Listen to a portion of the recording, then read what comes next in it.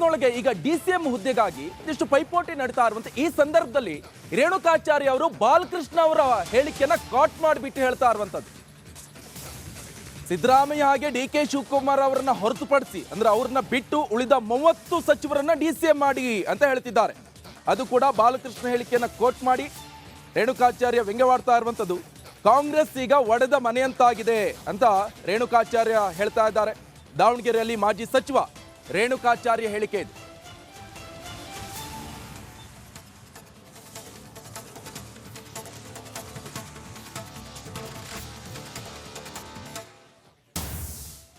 ನೋಡೋಣ, ಕಾಂಗ್ರೆಸ್ಸು ಒಡೆದ ಮನೆಯಾಗಿದೆ.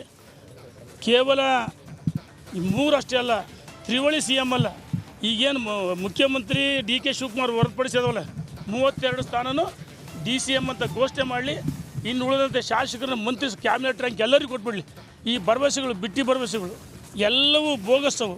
ಅದಕ್ಕೊಬ್ಬರ ಅಧ್ಯಕ್ಷನ ಉಪಾಧ್ಯಕ್ಷಗಳನ್ನ cabinet rank ಅಧ್ಯಕ್ಷಿಗೆ ಮತ್ತು ಏನು ಉಪಾಧ್ಯಕ್ಷಗಳಿಗೆ ಸ್ಟೇಟ್ ರ್ಯಾಂಕು. ಅಲ್ಲಿ ಅವರಿಗೆ ಕಚೇರಿ, ಕಾರು, ಇದು ಸಂಬಳ ಅದೇನಂತ ಹೇಳ್ತೇವೆ ಬತ್ತಿ ಅವ್ರು ಕೂಡ ಕೊಟ್ಟಿದ್ರೆ ಜಿಲ್ಲಾ ಮಟ್ಟದ ತಾಲೂಕು ಮಟ್ಟದಲ್ಲಿ ಯಾರು ಇದೇನು ನಿಮ್ಮ ಮನೆ ದುಡ್ಡ? ನಿಮ್ಮ ಮನೆ ದುಡ್ಡಲ್ರಿ, ಸರ್ಕಾರ ದುಡ್ಡು, ಜನರಿಂದ ತೆರಿಗೆ ಸಂಗ್ರಹ ಆಗ್ತದೆ.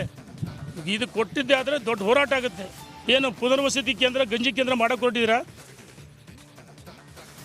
ನೋಡೋಣ, ಕಾಂಗ್ರೆಸ್ಸು ಒಡೆದ ಮನೆಯಾಗಿದೆ. ಕೇವಲ 3 ಅಷ್ಟೇ ಅಲ್ಲ, ತ್ರಿವಳಿ CM ಅಲ್ಲ. ಈಗೇನು ಮುಖ್ಯಮಂತ್ರಿ ಡಿ.ಕೆ. ಶಿವಕುಮಾರ್ ಹೊರತುಪಡಿಸಿ